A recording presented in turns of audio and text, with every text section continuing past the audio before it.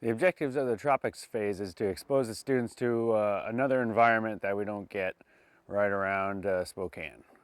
We're not trying to make SEER specialists that can only operate in one environment. It's a global SEER course, and this is one of those trips we do in an effort to make them global specialists. We don't take them all the way down to the jungle because of costs and a lot of environmental concerns now in an actual jungle, so we take them to a temperate rainforest.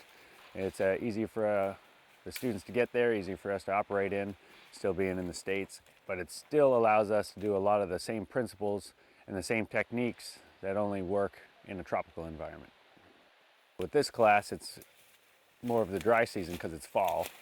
This area gets hundreds of inches of rain a year. So even if it hasn't rained in the last week, you're still going to have rotten, wet-soaked wood they have to deal with. The hills are steeper, the vegetation's thicker. They have to travel, they have to build shelters, they have to build fires, they have to gather food. And the food sources and the techniques to get a good fire out here are different and more involved than the techniques they're going to use on the familiarization phase at the beginning of training. Just accomplish a natural shelter, the procurement of the trees and the moss and the ferns used here, and no 550 cord or any man-made material. First off, you're going to want to find 4 Ys. Make sure that you find a level ground. Would be helpful if you have all your 4 Ys that are roughly the same height. You want 2 solid poles, roughly Coke can size or bigger. You want them at least longer than your trees that you're going to be going through. And then once you place them on your Ys, you will lay crossbars, once again pretty sturdy because they're going to be supporting your weight. Then after you've laid all of your crossbars, you can put ferns in between those crossbars, because as the poles are round, they're going to create a gap in between. You can lay those ferns inside there. And moss is basically just for padding, comfort kind of a bed.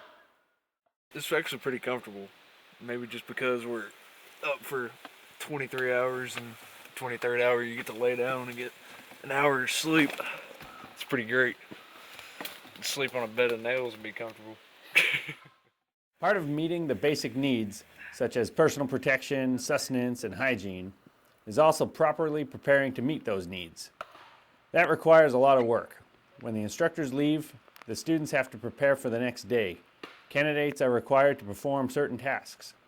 Things like cutting wood for fire, digging holes to ensure a clean camp, preparing their food so that they are getting the correct caloric intake. Not only do they have to contend with these tasks, they must also improve upon the things that they have already improvised, such as their signal and shelters, and more specifically in this environment, they need to gather materials to assist them with river crossings.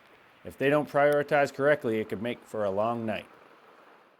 We are currently actually triangulating our location, which is a way to find an exact location of where you are by using the terrain around you, a map, and a compass. So it's a pretty exciting thing, and it's a lot of fun because we get to see the beautiful terrain around here. I was more used to our last phase in the desert, but getting better and better at this type of environment. So eventually we'll get there.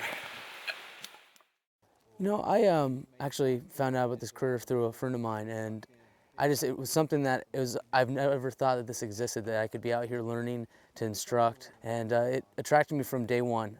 Ever since I went to the Go SEER, I knew this is what I wanted to do, and it's just an amazing career field with amazing guys, and it just continues to get better as we make it through training, and I wouldn't want to be anywhere else.